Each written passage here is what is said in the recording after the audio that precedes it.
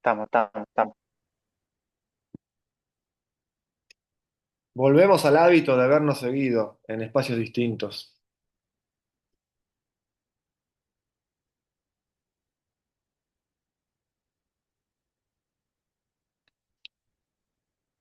Muy bien. Bien.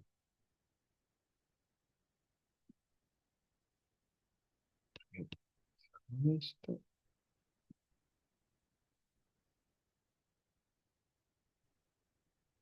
Genial. Bien. Vamos a empezar por los avisos y lo administrativo. Vieron que eh, creé un aula nueva y separada para lo que es propio del campo. ¿Sí? Así podemos dejar tranquila la teoría acá y no se mezclan las cosas. ¿Sí? Yo les voy a subir a la otra aula, ¿sí? Bien, de qué se trata, cómo vamos a terminar de cerrar el cuatrimestre en ese lado y demás, porque ya subí planillas, subí un par de actividades y demás.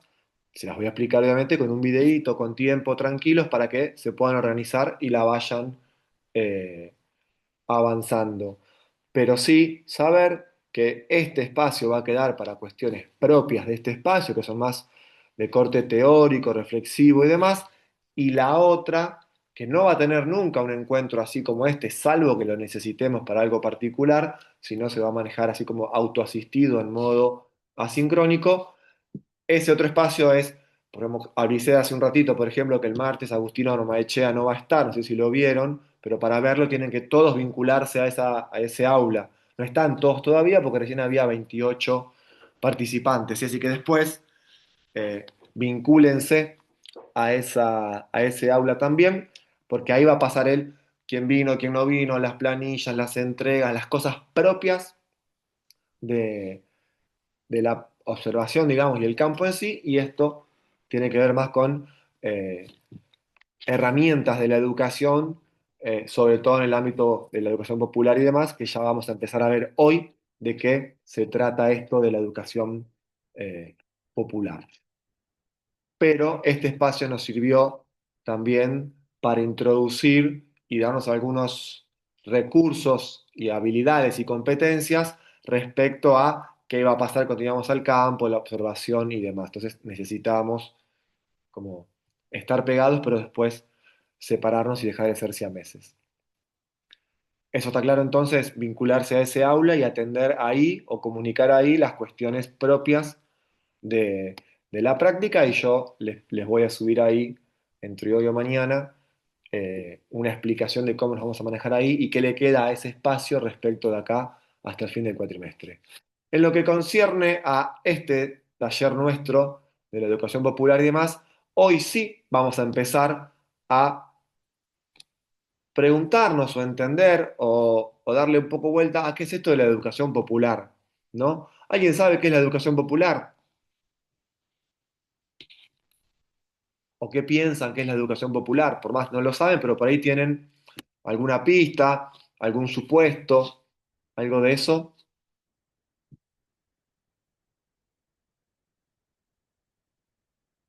¿Nadie, nada? ¿O qué piensan que es?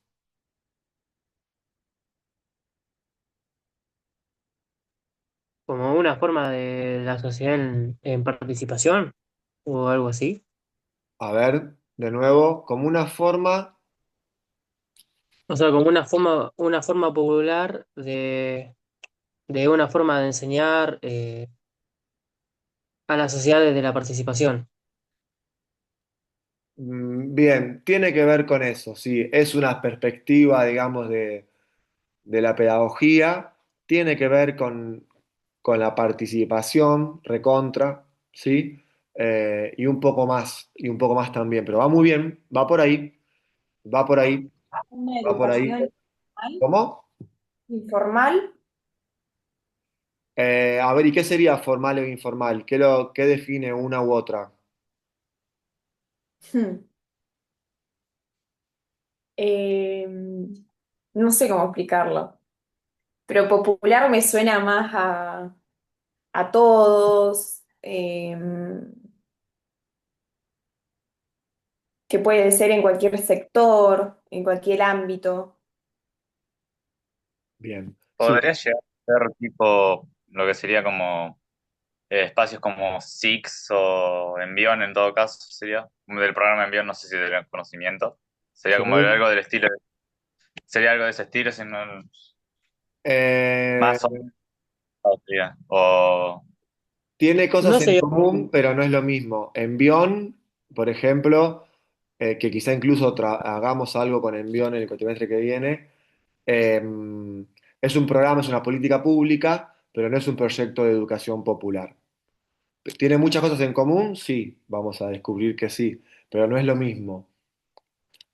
Para volver sobre lo de Carlos, que me parece importante para distinguir ámbitos y eso. ¿A qué llamamos, más allá de la educación popular o no? ¿A qué llamamos ámbito formal? Ámbito formal son esos ámbitos de la educación que están regulados, ¿sí? O regidos institucionalmente por el Estado. ¿Sí? Hay espacios de educación formal públicos y privados, pero siempre también de gestión estatal, ¿sí? ¿A qué voy? Por ejemplo, el Santa Rosa es un ámbito formal. ¿Por qué?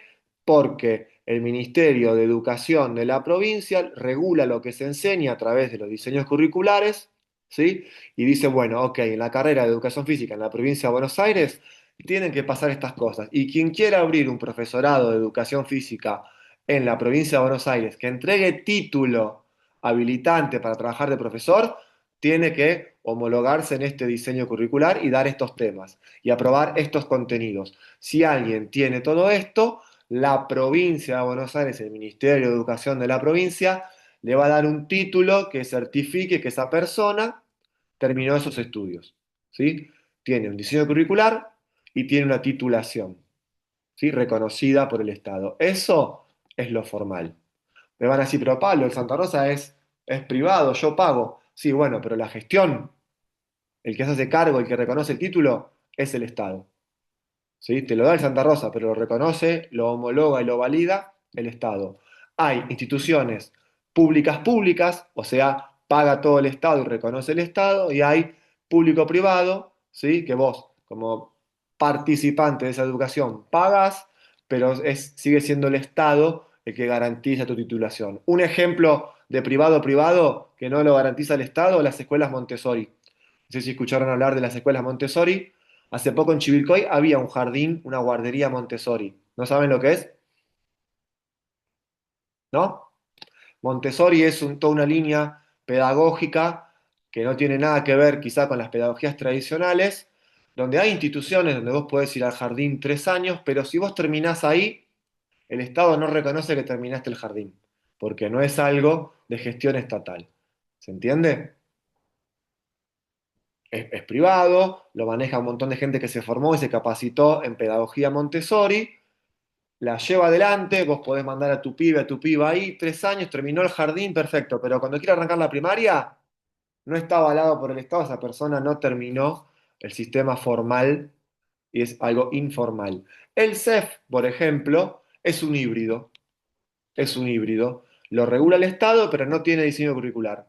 Es un híbrido, no es ni formal ni informal, está ahí en medio en un gris, porque tiene lineamientos, el CEF, pero no tiene un diseño curricular que dice qué es lo que va a suceder. Ahora, la educación popular, por ejemplo, es informal. ¿Por qué? Porque vos podés hacer una secundaria entera o una primaria entera en un bachillerato popular o en una primaria popular, que hay muy pocas, pero hay, y vos terminaste, recibís, la institución dice que terminaste, pero el Estado todavía no te reconoce ese título con una validación para poder seguir avanzando en los estudios, por ejemplo. ¿Querés hacer el profesorado de educación física y hiciste la secundaria en un bachiller popular? El Santa Rosa te va a decir, pará, con este título acá no, porque el Estado no te lo reconoce. ¿No? Ahora, para empezar a discriminar lo formal, informal y demás. Un club es algo informal. No tiene, es una institución educativa, sí. ¿Tiene diseño curricular y entrega una titulación? No, pero es una institución educativa. Es informal. El envión, como decía recién Jair, los SIX y demás, si tienen alguna cosa educativa, son informales. Fines, por ejemplo, el plan Fines, si lo conocen, para terminar la educación secundaria para adultos o adultas que no la terminaron, es formal, es el Estado dándolo con una titulación del Estado, por ejemplo. ¿no? Que por ejemplo en la escuela 6 funciona un fines. Quizá alguno lo conoce, o alguno incluso capaz te vino ahí la secundaria. Bien, a grandes rasgos, la educación popular, ¿sí? Que es como el gran eje de esta unidad que empezamos hoy, eh, tiene una razón de ser. Voy a brevemente introducir esa razón de ser para después meternos de lleno en la educación popular y en un referente de la educación popular y vamos a trabajar sobre eso un ratito y eso va a ser nuestro encuentro de hoy. Para decirlo muy resumidamente,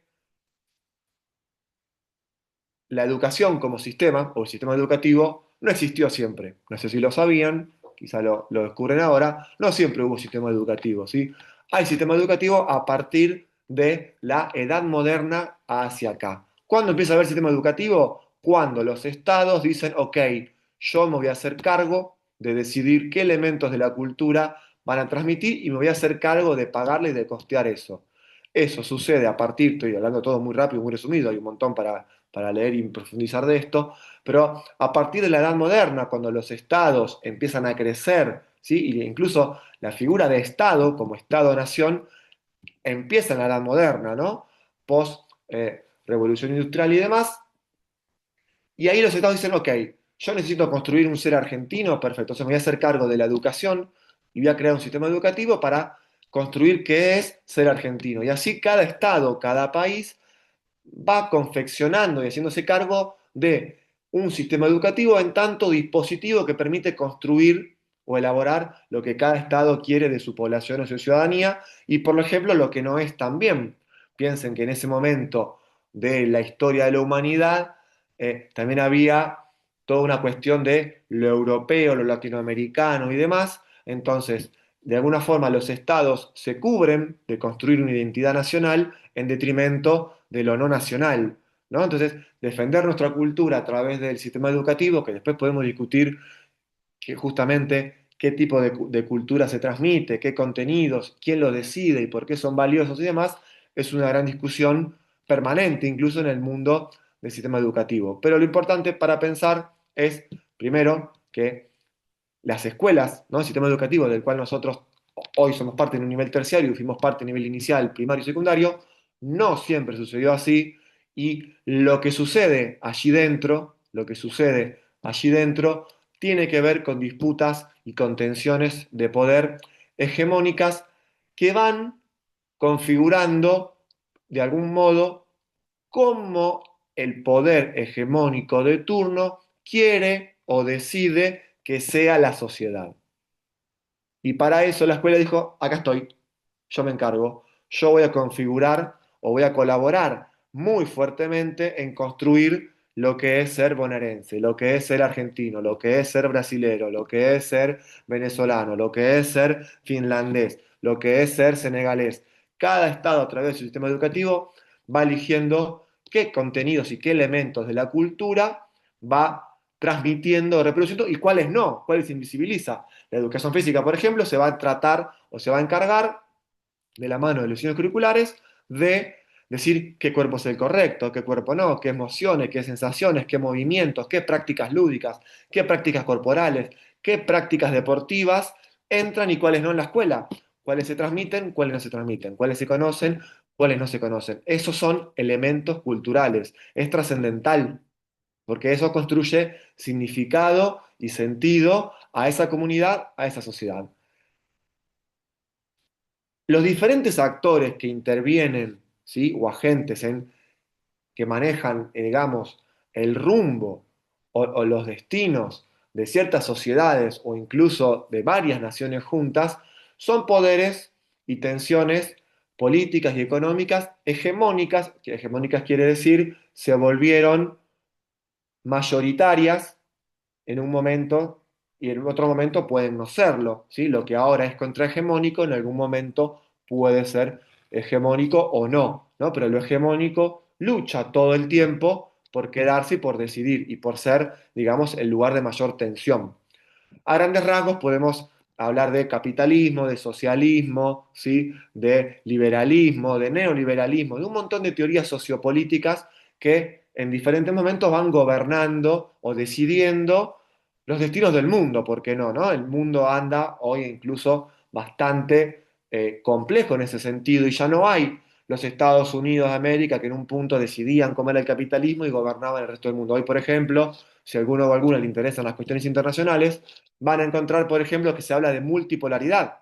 Ya no es Estados Unidos como el polo de poder que decide sobre el resto del mundo y el resto del mundo ve si se adhiere o no a eso.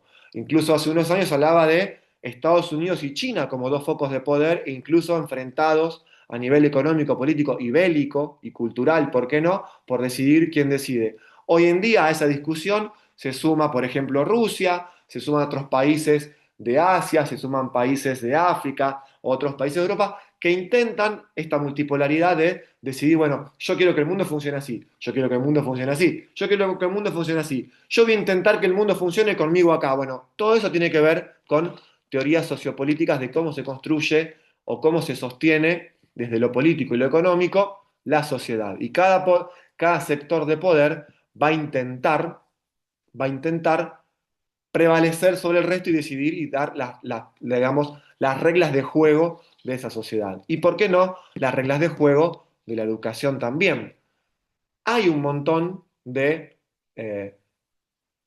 problemáticas, ¿sí?, que no importa qué teoría sociopolítica se trate, confluyen en discutir esos puntos. Uno podría ser, por ejemplo, que lo vamos a ver en el que viene, el cuerpo, ¿no? El cuerpo es un elemento de poder que todos los sectores hegemónicos y todos los sectores, digamos, de cosmovisiones de la sociedad han intentado controlar o gobernar para poder justamente controlar o gobernar las comunidades o las sociedades. Van a ver, o seguro ya vieron Foucault, ¿no?, que tiene que ver con el panóptico, con vigilar y castigar, ¿no?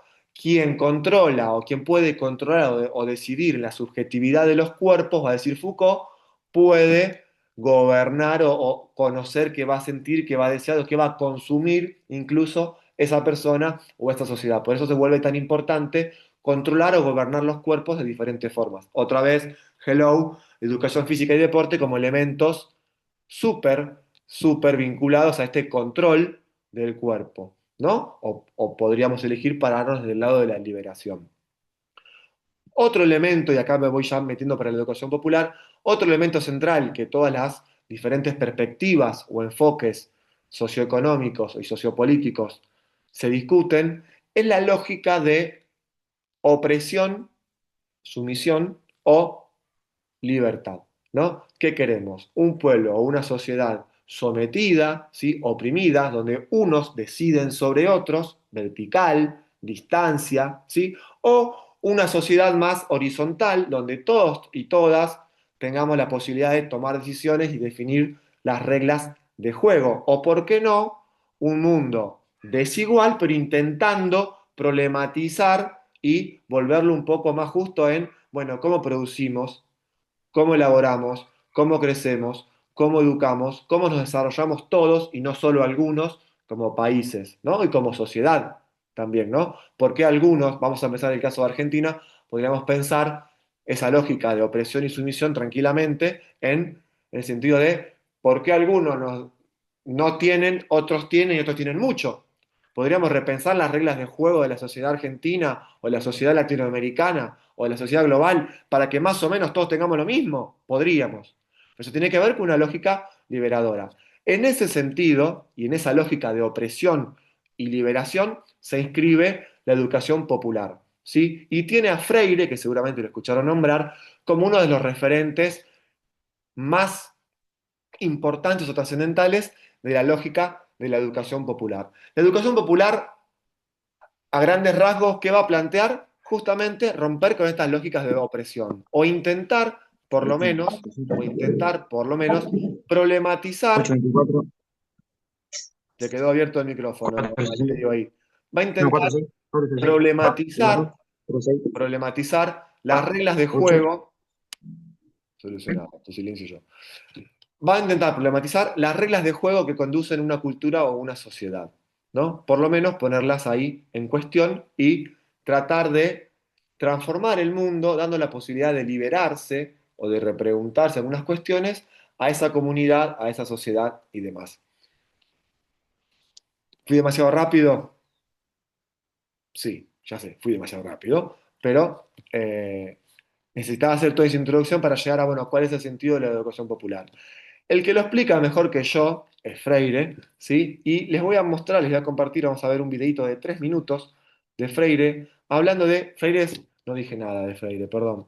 Freire ya falleció, un pedagogo, escritor y político brasilero, ¿sí? Latinoamericano, lo tuvimos muy cerca, que quizá haya sido línea fundadora, digamos, de todo este movimiento que intenta desarticular esta lógica de opresión, ¿no? Y que unos sometan a otros por el beneficio de unos pocos, sometiendo a una mayoría, y sienta las bases o los lineamientos de lo que sería una educación liberadora, ¿no? Freire, les voy a compartir, al respecto de educación y demás, piensa lo siguiente. ¿Todos están viendo mi pantalla? ¿Sí? Sí, Pablo. Bien. Esperen que agrandamos para que vean mejor. Bien. Avísenme cuando hayan leído esto porque pasa muy rápido y pasa para la próxima. Por si alguno está con el celu, se los leo y después ya viene todo, queda una plaquita más y es todo texto, y es diálogo, perdón. Sería en verdad una actitud ingenua esperar que las clases dominantes, claro, ¿no? El poder hegemónico que ya hablaba recién, desarrollasen una forma de educación que permitiese a las clases dominadas percibir, esto es darse cuenta, las injusticias sociales en forma crítica, ¿no? Fíjense qué interesante. Voy de nuevo. ¿Están todos viendo esa placa? ¿Sí? Sí, sí. Bien. Sí, sí. Sería en verdad una actitud ingenua esperar que las clases dominantes desarrollasen una forma de educación que permite a las clases dominadas percibir las injusticias sociales en forma crítica. Bien, y ahí vamos.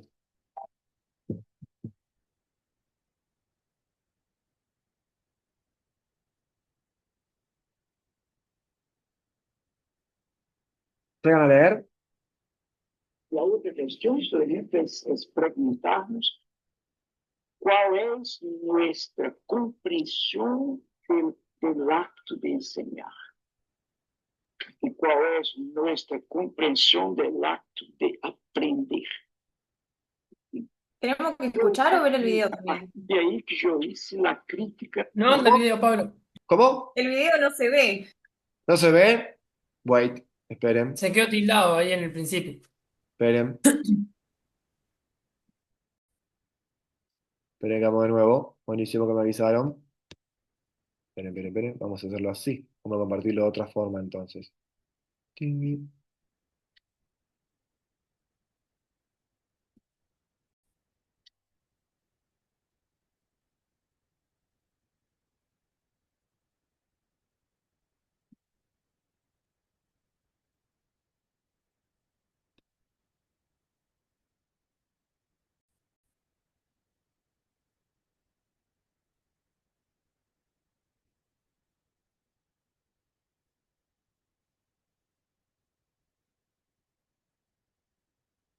Ahí están viendo mi pantalla y el video.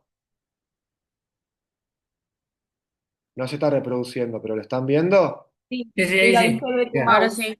Bien, vamos de nuevo.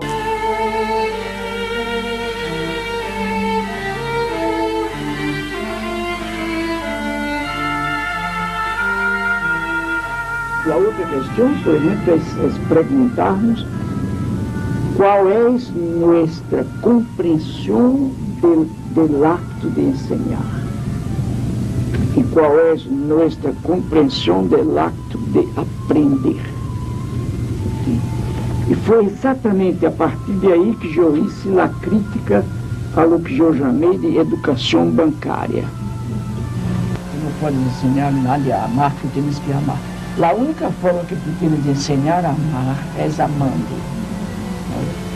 E o amor é realmente eu creio que o amor é a transformação definitiva. Isto me disse novamente que há que partir, há que saber partir do nível onde o educando está, ou os educandos estão. Este é um nível cultural, ideológico, político. E por isso que o educador tem que ser sensível, o educador tem que ser esteta, tem que ter gosto. A educação é uma obra de arte. O educador tem que ser ético, ele tem que respeitar os limites da pessoa. Eu não posso entrar em ti e respeitar-te.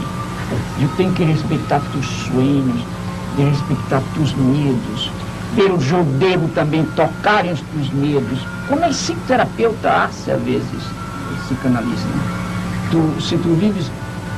Se tu trabalhas com um grupo metido no silêncio, há que encontrar um caminho para que ele rompa o silêncio.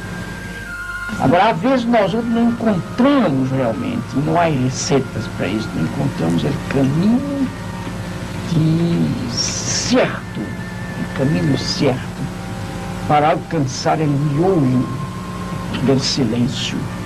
Se o grupo me quer escutar, não puedo negar-lhe minha voz. Pero em seguida, eu demonstro que necessito também de sua voz. Minha voz não tem sentido sem a voz do grupo. E lo evito e lo desafio. O ponto de partida da educação está no contexto cultural, ideológico, político, social de los educandos. Não importa que esteja este contexto echado a perder. Uma das tarefas do educador é rehacer isto. É nesse sentido que o educador é também um artista. Ele rehace o mundo. Ele redibuja o mundo. Repinta o mundo. Recanta o mundo. Redança o mundo.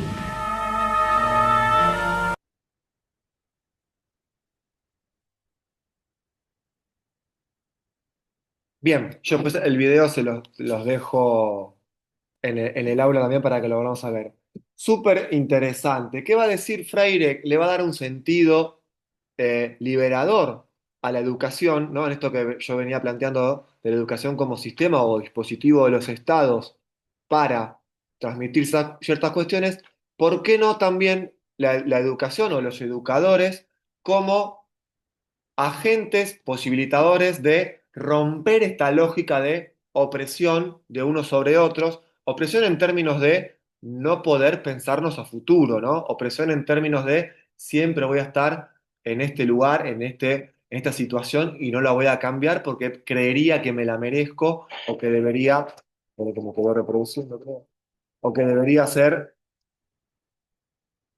eh, así como está la realidad. Voy a un ejemplo eh, hermoso que trabajaba Freire y destaca unas cuestiones del texto, ¿no? Habla de partir del nivel social y cultural del educando, ¿no? Como algo central, ¿sí? Que eso, recién en Lúdica, cuando hablábamos sobre el jugar, que Valentina decía, bueno, pero ¿cuánto le preguntamos al otro lo que quiere hacer, ¿no? Y esto es justamente lo que plantea Freire, y lo que también decía Valentín de cuánto puede el otro. ¿Cuán- ¿Cuántas veces en educación pensamos en el educando antes de empezar? Casi nunca, ¿no? Y hay que construir desde ahí. Ahora, ¿qué es ese construir desde ahí o ese arte de construir de ahí que él dice que la educación es un arte y es la posibilidad de liberarnos? Tiene que ver con problematizar, ¿sí? Con reflexionar y con ser conscientes de la realidad o el contexto donde estamos. Voy a un ejemplo puntual de Freire. Freire, yo les decía recién, pedagogo brasilero. Brasil, que hoy en día es potencia mundial, es uno de los 3 o 4 países más poblados del mundo, ¿sí? Y a su vez uno de los 3, 4 más grandes del mundo también. Hasta hace unos años, en la década de los 90, tenía uno de los más grandes porcentajes de población analfabeta del mundo. O sea, la mayor parte de Brasil no sabía leer y escribir. ¿Qué entiende Freire? Que sin poder leer y escribir es muy difícil dejar o romper las lógicas de dominación, ¿no? Quien sabe leer y escribir va a poder dominar a quien no sabe leer y escribir. O de otro lado, quien no sabe leer y escribir es muy difícil que se pueda empoderar para decidir sobre su vida y su futuro, porque en un punto, citando a otros autores como Wittgenstein, que dicen de, bueno, mi mundo llega a donde te llega mi lenguaje, ¿no? Y si mi lenguaje o mi concepción de leer y escribir es muy precaria, mi mundo va a ser muy precario. Ahora, ¿qué desarrolla Freire de la mano de esta lógica de educación popular?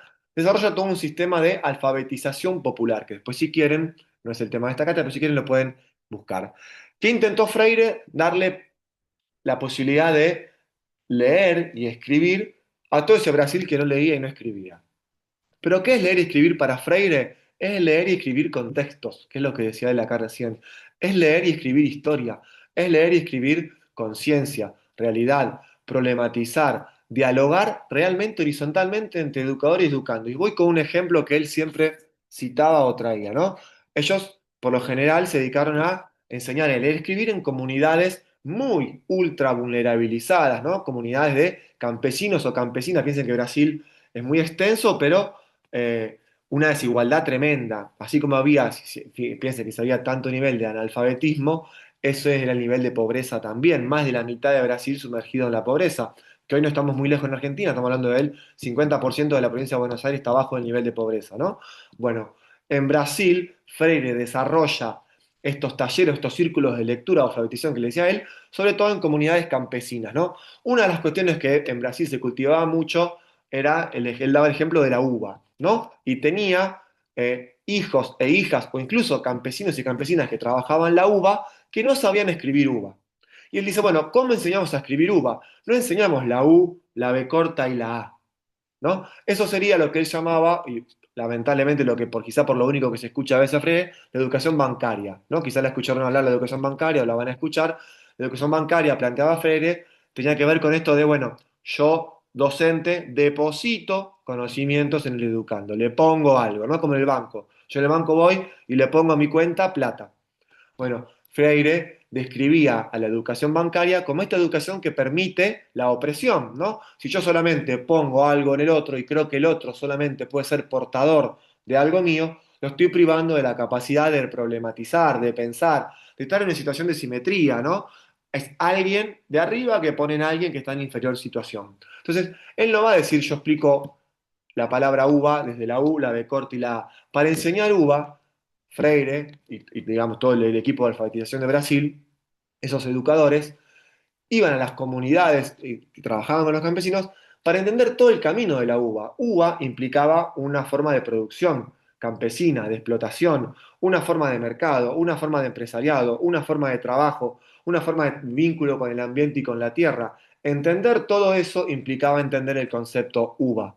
¿Sí? Uva era precarización laboral, uva era un destrato de la tierra, UBA era trabajo infantil, UBA era todo ese montón de cosas. En tanto la comunidad pudiera leer y entender de esa forma UBA, era solo posible que iban a poder en un punto, por lo menos problematizar, ¿sí?, esas relaciones de poder invisibles, entre comillas, en lo que refiere a campesino que colecta la uva y mercado o empresario que me la compra y la vende a precios siderales en detrimento de lo que mis condiciones de vida deplorables, ¿no? Entendamos que los empleados o digamos el trabajador rural de Brasil era lo que es hoy quizá lo que vemos a veces cuando hacen operativos en Misiones, por ejemplo, con la yerba o los yerbateros, ¿no? La yerba que todos tomamos los mates, que están tomando hoy ahora ustedes, se produce en una situación de esclavitud tremenda, ¿no? La gente que molió y cosechó la yerba que hoy estamos tomando vive abajo de una lona y cuatro palos en Misiones, ¿sí? Con una canilla de agua a 200 metros y nada más, ¿no? Entonces, ¿qué significa yerba? Significa un montón de cosas, no solamente ese par de letras que significan yerba. Bueno, esto tiene que ver con problematizar, ¿sí?, con el diálogo y con una educación liberadora. Una educación que permita, ¿sí?, problematizar, concientizar y distinguir las reglas del juego para quizá proponer otras, ¿no? Una educación que, como decía Fred en el video, tenga en cuenta el nivel social y cultural del educando y no le proponga todo el tiempo algo inalcanzable, ¿no? Piensen que esos hijos e hijas de campesinos que estaban todo el día trabajando en el campo por 2 pesos sin comer, casi sin casa, si llegaban a la escuela y su sistema educativo les proponía, vamos a correr, vamos a saltar, con la panza vacía nadie puede pensar. Bueno, primero necesitamos rediscutir las formas en cómo queremos vivir para después ver cómo nos educamos. Si queremos una educación que nos permita, si justamente la educación es liberadora, Freire planteaba una educación que nos permita trascender eso y mejorar nuestro mundo. O por lo menos que podamos ir, che, el mundo así no lo queremos, ¿no? Entonces, en detrimento de, pensemos la educación bancaria, de yo voy a la escuela y el docente me deposita cosas. No, Freire empieza a pensar a los educadores como posibilitadores o garantes de esta concientización, de esta problematización, y eso tiene que ver con educar para la liberación o educar para la problematización y educar desde el diálogo, ¿no? No en depositar, sino en poder problematizar cuestiones, poder hacer girar la palabra, poder volver a los sujetos productores de respuestas verdaderas, y no esto que te enseña la escuela todo el tiempo que vos no tenés la razón y el que tiene la verdad es el docente, ¿no? ¿Y por qué es interesante esto? A mí me parece importante también pensar a la educación física y el deporte, qué tiene para hacer la educación física y el deporte en términos de problematizar las reglas o la forma en que el mundo se ordena o que nuestra sociedad se ordena, ¿no? ¿Cuántas posibilidades tiene la educación física y el deporte de, en los grupos o en los lugares donde interviene, repensar las reglas de esos espacios o esos lugares? Recién Jair hablaba de Envión o el SIC. En Envión y el SIC, por ejemplo, si bien no son característicos de la educación popular, sí tienen un perfil social y lo que se intenta en Envión y en SIC, por ejemplo, de la mano de la educación física y el deporte, es quizá construir los lazos y los vínculos necesarios en la sociedad o en esos pequeños eh, grupos de personas que habitan esa zona, esos alrededores, para poder generar por lo menos o mejorar sus condiciones de vida. Y ahí los estados, hace ya unos 20 años, que le confían a la educación física y el deporte esa posibilidad de construir democracia o comunidad con otras reglas.